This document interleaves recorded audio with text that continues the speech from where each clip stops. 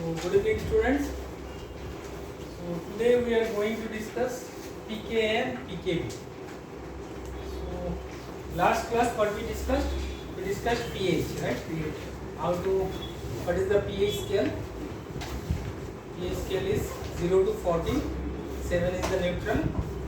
0 to 7 is the acidic range, and 7 to 14 is the basic range. And we have also discussed the expression for pH, that is equal to pH is equal to minus log of H plus. H plus. H plus means here the concentration of H plus. pK and pKb both are similar type of expression like pH. So you can see that's pK is equal to minus log of Ka and pKb is equal to minus log of P. So now you might ask, sir, what is K, what is A, what is B? So now pK usually we express for weak acid, and pKb we express for weak base. So now you know what is Ka and what is Kb. So weak acid means, so let us consider a weak acid HA, and HA upon dissociation it gives H plus plus A minus. So now if we write the equilibrium constant for this weak acid, so then what we can write? Equilibrium constant, that basically we express as Ka, right? Ka is equal to, as per law of mass action, so what we can write? We can write H plus, concentration of H plus into concentration of A minus divided by HA. So that is the Ka here. Ka is nothing but a equilibrium constant of dissociation of weak acid, right? So now similarly for Kb is nothing but a equilibrium constant for weak base. So suppose if we take a weak base BOH, so upon dissociation what it will give? It will give B plus plus OH minus.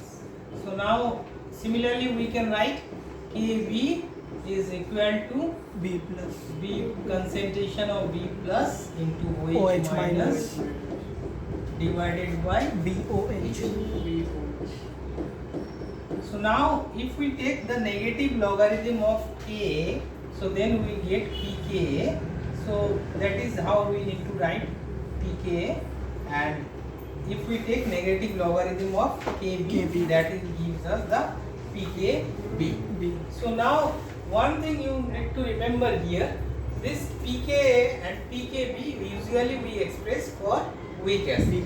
So now what are the information we could get from pKa and pKb? So that is the important thing, right? So pK value tells us the strength of the acid. So right.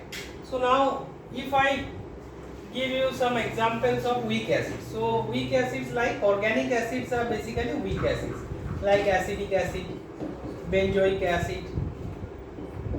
These are the some examples of weak acid. What is the name of COOH group? What is the name of COOH group? Carboxylic acid. So organic acids are weak acids. So now as per the previous day's discussion, what we read, that the weak acids do not dissociate 100% in the solution. So that's why we call it a weak acid. So now how pK will help us to compare the acidity strength of the different weak acids. So if we having lower pK value, so suppose if we compare, let's say acetic acid and benzoic acid. Suppose let's say benzoic acid is giving us lower pK value, right? So that means benzoic acid is a stronger acid than acetic acid. Higher pK value means weaker acid, lower pK value means stronger acid. Similarly, oppositely we can tell that higher Ka value means stronger acid, lower K value K means value. weak Weak acid. acid. So K means what? The degree of dissociation. So if K value higher means the number of H plus it is given is also higher. That's why it is present. H plus is present in the numerator. So that means degree of dissociation is higher.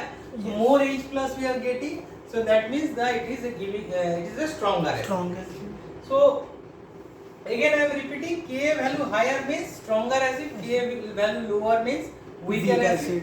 PK value lower means stronger acid, pK value higher means weaker Weak acid. acid. Why this opposite? Because this to the this negative sign. Negative sign. Negative sign. Same applicable for pKb. PKB. So pKb helps us to compare the basic strength of different weak Weak bases. bases. So let's say some examples of weak bases, ammonia, pyridine, these are some example of weak bases. Organic bases are usually considered as a weak bases. Weak bases. So now same is applicable. If pKb value is lower, that means it's stronger base. If pK value is higher, that means weaker base. Weaker base. Similarly, if we get K value higher, that means it is a stronger base. If K value lower, that means weaker. Weaker base. So this is how we can use this pKa and pKb for comparison of acid or different weak acid strength and weak base Weak strength. base strength. Right? So why we use pK and pKb for weak acid? Because these weak acids and weak bases are weak electrolyte. They do not dissociate 100% in the solution. That's why this two term is actually helping us to compare the acid strength and basic strength of weak acids and bases. So now we can go to the next slide. So now last class we have discussed the acid and bases reacts and gives us salt plus water. So from 8th standard onwards we are learning the same thing. Acid base reacts and gives us salt and water. Water. Now we have discussed strong acid, strong base. We have also learned there are some weak acids and weak Weak bases. base.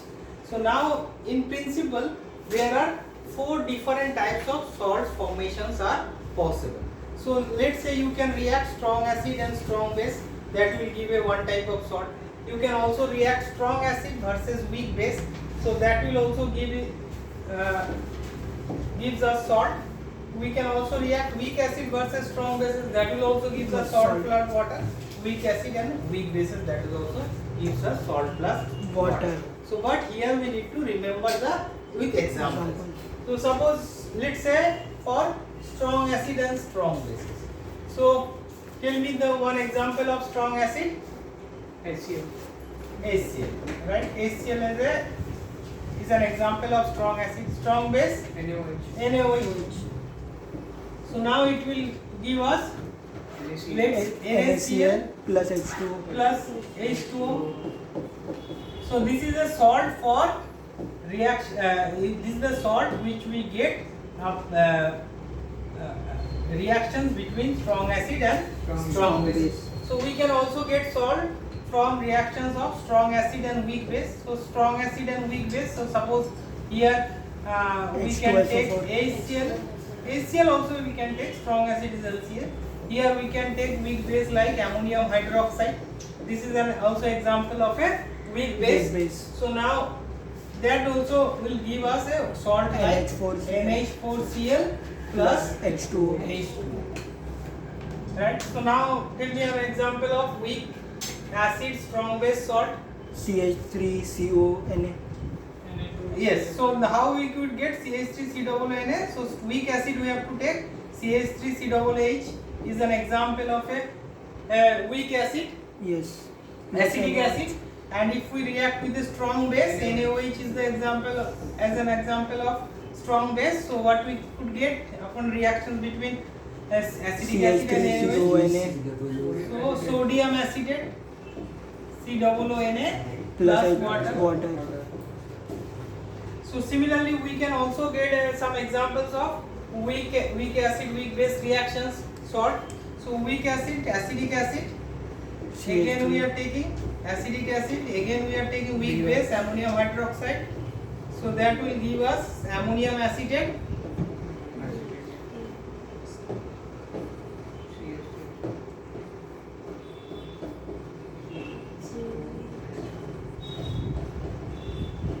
4 plus H2. So this first NaCl is the example of a salt where we react strong acids and strong base. NH4 HCl is the example of a salt of reactions of strong acid and weak bases, whereas sodium acetate is the example of Weak salt, acid. weak acid and strong base, and weak acid and weak base is ammonium Ammonium acetate. acetate. So now in principle there are four different types of salt formations are possible, right? Yes. So now if we go to the next slide, then we can, there is another important thing we need to discuss is the hydrolysis of salt. Salt. So now four different types of salts, so their nature will be different because we are getting this salt from different strengths, acids and bases. Yes. So they behave differently in the solution. So right, it's quite obvious. So now here we need to understand the reaction hydrolysis of salt. So before going to the hydrolysis of salt, we need to know that what do you mean by hydrolysis? Hydrolysis. Hydrolysis is basically a reactions of water with any substances, right? So hydrolysis reaction is also there in organic chemistry as well. But here in this chapter, basically we are focusing on the hydrolysis of salts. So different types of salts will behave differently in presence of water and or react differently with the water and gives us a different types of product. So that we need to study here. So what is the hydrolysis of salt? Hydrolysis of salt defined as the reaction in which cations and anions or both the ions of the salts reacts with the ions of the water to produce acidity or alkalinity. So now what we studied in previously, so if we take acid and base and if we react, so they gives us a salt, that is a neutral. Acid neutralizes base, Base. so we get a neutral solution. So that means sodium chloride is a neutral. Neutral solution. So now it is not always true. So if we dissolve sodium chloride, it will gives us a neutral solution. The pH will be 7, 7. right? So it is not same, means not always for the other salt. Other salt means suppose if you take a ammonium acetate or if you take sodium acetate. So their pH, if you dissolve in the water or react with the or do the hydrolysis reactions of these salts, it will not gives us the same pH 7, right? It may gives alkaline solution, it may gives acidic solution. So you can see this produces acidity, alkalinity or sometime neutral. When we get neutral, if we react the salt of strong acid, strong base in presence of water. Or if we do the hydrolysis reaction of, let's say, sodium chloride. So it will gives you the solution, gives us a solution which pH is 7. 7. But it will, the pH won't be 7 if we take ammonium acetate, sodium acetate, Yes. in the, or strong salts of strong acid with base, let's say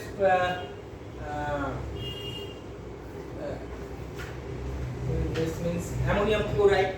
So that also we will get different pH solution. So that we need to understand why they are giving different pH. So but it is expected that we will get pH 7 because acid basically consume the base and they neutralize each other. But upon hydrolysis of their salt, we will not always get the pH 7 solutions, right? Sometimes we will get acidic solution, sometimes we will get basic solution. So that we need to understand, right? Yes. So last class we have discussed how water ionizes how the auto ionizations of water takes place, right? Auto ionizations of water means, so suppose if you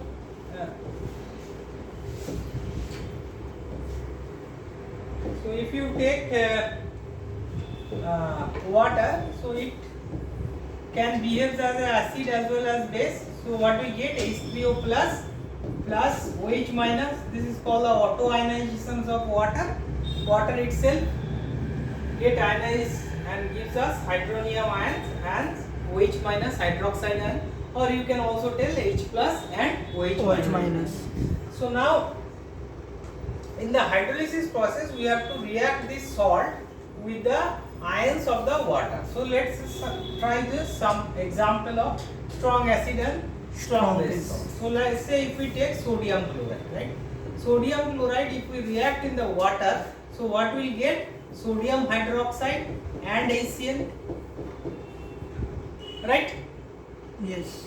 Reverse reactions of neutralization. Neutralization reaction. So now, in principle, we must get sodium hydroxide and HCl. Both sodium hydroxide and HCl are 100% strong electrolyte because it's a strong base and strong acid. So they 100% dissociate H plus and OH minus. Again, they will combine and they will produce this water and sodium chloride. So in principle, what we can say, so the hydrolysis of sodium chloride doesn't take place. That's why if we take a salt of strong acid, strong base, and if we do the hydrolysis reaction, it gives us the solution pH 7. Why it is giving us 7? Because after hydrolysis it is producing strong acid and strong base. So strong acid and strong base, they itself again combine together, neutralizes each other and again produce sodium chloride. Or in other words, you can tell sodium chloride doesn't hydrolyze, or hydrolysis of sodium chloride doesn't take place in presence of water. That's why we are getting pH 7 or neutral pH. But this may not be true in case of strong acid and weak base. So what is the example of strong acid weak base? If we take ammonium chloride, so now what will happen? So if we do the hydrolysis reaction, so of ammonium chloride, so we'll get ammonium hydroxide and HCl. So now this is a weak base and this is a strong acid. So now we know HCl, strong acid are the strong electrolyte, they 100% dissociate. But weak bases are weak electrolyte, they dissociate 100%. So now the number of H plus ions in the solution will be more compared to the OH minus, because NH4OH will not 100% dissociate. Some percent of ammonium hydroxide will remain as it is in the solution, because some percent of the ammonium hydroxide will dissociate and gives us OH minus. But in case of HCl, it 100% dissociates. Okay. So suppose if we hydrolyze 1 molar of ammonium chloride, it will give you gives us 1 molar of ammonium hydroxide and 1 molar of HCl. Yes. But 1 molar of HCl, the number of H plus we get, concentration is 100%. That means 1 molar. But as an ammonium hydroxide is a weak electrolyte, so it will not give 1 molar OH minus. It will gives us less, maybe 0.8 molar, 0.5 molar OH minus. So that the concentration of H plus in the solution will be higher than OH minus. So that's why the pH, if the concentration of H plus is higher than OH minus, then what we will expect the pH? That it will gives us the acidic pH, right? So the pH of this solution will be less than 7, less than 7, because the concentration of H plus is higher than the concentration of OH minus. So if we do the hydrolysis of a salt, which from strong strong acid and weak base, that will give us an acidic solution, not the neutral solution, right? So same thing we need to study here for weak acid and strong bases. Weak acid and strong bases. So what is the example of weak acid and strong bases? Acetic acid is the weak acid and strong base is sodium hydroxide. So sodium acetate we can take as an example of weak acid, strong base salt. H plus. Similarly, if we do the reaction, hydrolysis reaction, so what will give? Acetic acid and NaOH. Acetic acid and NaOH. So now NaOH is a strong base, so it's a strong electrolyte. So that means it's 100% dissociate.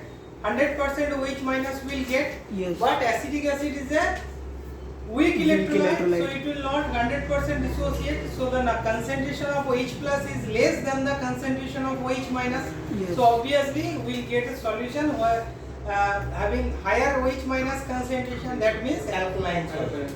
So pH of this solution will be higher than the 7, right? This means alkaline. This is acidic pH, it will give you alkaline pH. So now you guys tell me what we will expect if we react the salts of a weak acid and weak bases. Let's say for example of ammonium acetate. CH3CONA. COOH NH4 plus. So that will give us NH4OH plus acetic acid. CH3C. So now both are weak electrolyte over here. Yes. So now that the pH of the solution will depend on the degree of dissociation of these two weak Weak electrolytes. electrolytes. So suppose if the degree of dissociation of acetic acid is higher than the ammonium hydroxide, so that means acetic acid will produce more number of H plus compared to the OH minus NH4. NH4OH. So then the solution will be acidic. Acidic. So if ammonium hydroxide degree of dissociation is higher than the acetic acid degree of dissociation, then the OH minus concentration will be higher than the H plus concentration. Yes. So then we will get the basic solution. So that depends on the Ka and Kb value. So Kb is we previously discussed what is Kb.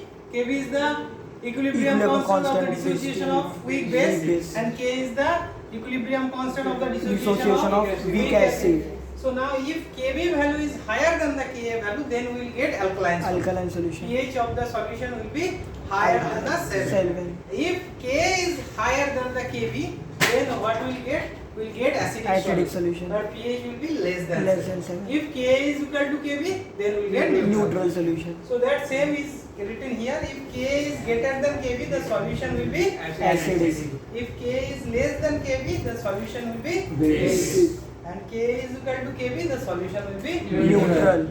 So here three possibilities are Given. there, right? In case of weak acid, weak base. But strong acid, strong base, always will get pH pH 7, 7. neutral solution. Salts of strong acid, weak bases, so always get acidic solution, pH less than 7. For weak acid, strong bases, we will get always alkaline solution. Our pH is always greater than 7. But in case of weak acid, weak bases, three possibilities are there. So we may get acidic solution, we may get basic solution, we may get Neutral solution. That will depends on the Ka and Kb values of the weak acid and weak base produced after hydrolysis reaction. Right? Yes. So is it clear? Yes, sir. So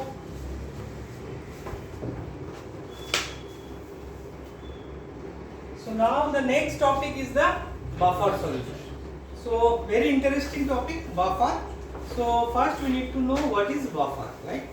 So buffer is a solution that changes the pH only slightly when small amount of strong acid and strong base are added. So a buffer solution contains significant concentration of both. So if we add, suppose if we have prepared a buffer solution, right? So buffer solution, if we add little bit of acids, so there won't be any change in the pH. If we add little bit of base, there won't be any change of pH. If you even add the solvent or water, so there is a no change of pH. So this type of solution is called Buffer solution. So very interesting. So even after adding of acid, there is no change of pH. Even after adding of The base, base, small no. quantity, not the very large quantity, small quantity, there won't be any change of their pH, right? So now buffer solutions are basically two types. Two types means there are two types of buffer solutions are possible. So first one is the acidic buffer. So acidic buffer,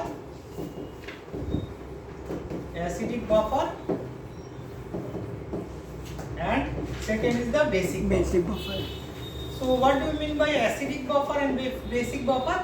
So acidic buffer pH will be in the acidic range, basic buffer pH will be the basic range. But if you add HCl in the acidic buffer or a little bit of acid in the acidic buffer or base in the acidic buffer, so pH will remain same, but the pH is always in the acidic range. In the basic buffer, the pH will always remain in the basic range. So how we can produce a buffer solution? Very simple. Buffer solution we can produce by reacting of weak acid and its mixing of weak acid and its salt, or weak base and its salt. Suppose if you want to produce a acidic buffer solution. Suppose if you want to produce a Acidic acidic buffer buffer solution, right? So for that we have to mix a weak acid and its salt. Weak acid means acidic acid we can take. This is an example of weak acid, and its salt means we can take sodium acetate. So that is an example of acidic buffer. So again I am repeating. So how we can produce acidic buffer? We have to mix weak acid and its salt. And for basic buffer will be Weak example acid. of weak base and its salt. So if we take weak base, let's say ammonium hydroxide, and if we mix the ammonium chloride, so that will be the example of basic buffer. So what is the weak base and its salt?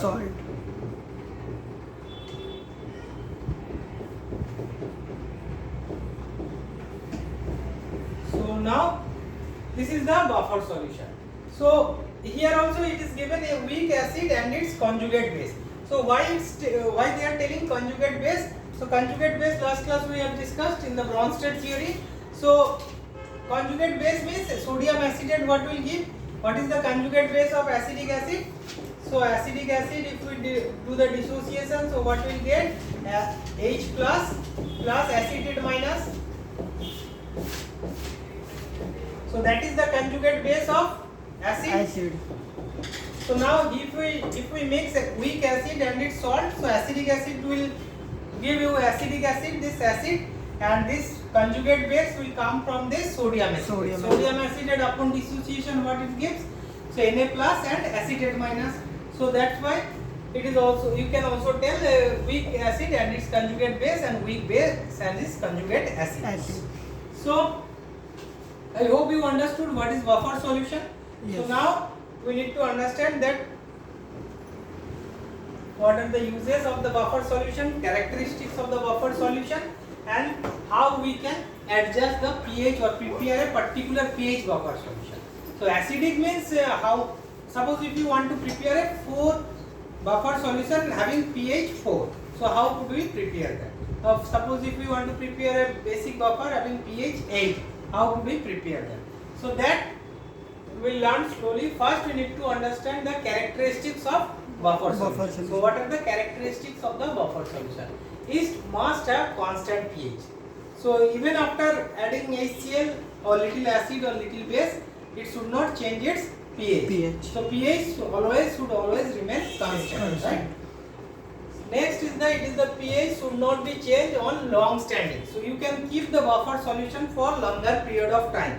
So even after 6 months, your solution pH will remain same. Even after 1 year, the solution pH will remain same. So its pH should not change on dilution. So why it remains same? Because it doesn't change its pH upon dilution. So if you remove little bit of solvent, if you add little bit of solvent, there won't be any change in the pH. So if you keep for 6 months, let's say, so some amount of solvent will evaporate, but there is no roles of solvent for buffer solution, right? So if you add little bit of solvent, no change. If you remove little bit of solvent, no change. So that's why we can keep the buffer solution for longer period of time. So now pH should not be changed to a greater extent on addition of small quantity of acid and base. So that we already discussed in the definitions of the buffer. So these are the some main characteristics of buffer solution. The main characteristics, right? Again I am repeating, it must have constant pH. Its pH should not be changed on long standing. Its pH should not be changed on dilution. Its pH should not be changed in any great extent on addition of small amount of acid or base. So now how we can prepare a buffer and which equation we must follow here. So this is the Henderson-Hasselbalch equations, right? So what is this equation? pH is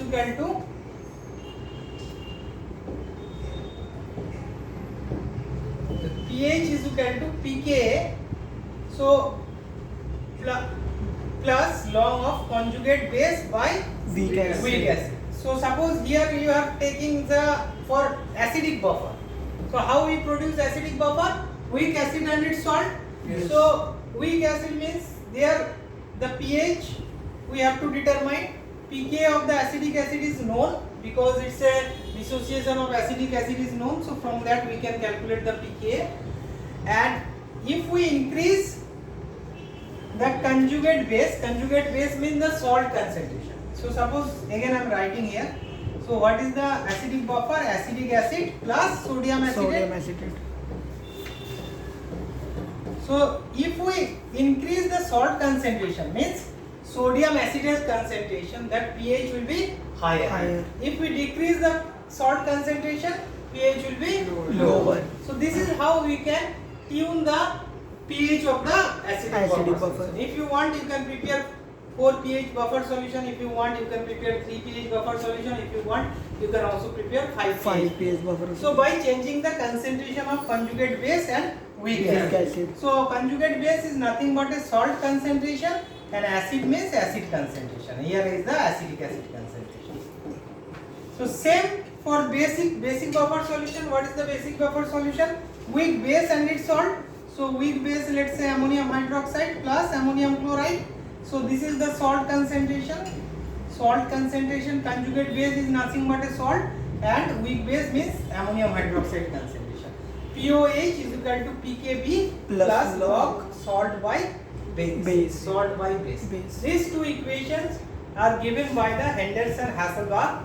So that's why these two equations are very famous, and using this equation we can prepare our desired buffer solutions, right?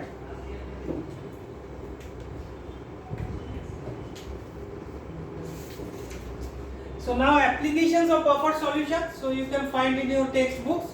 There are various applications are there.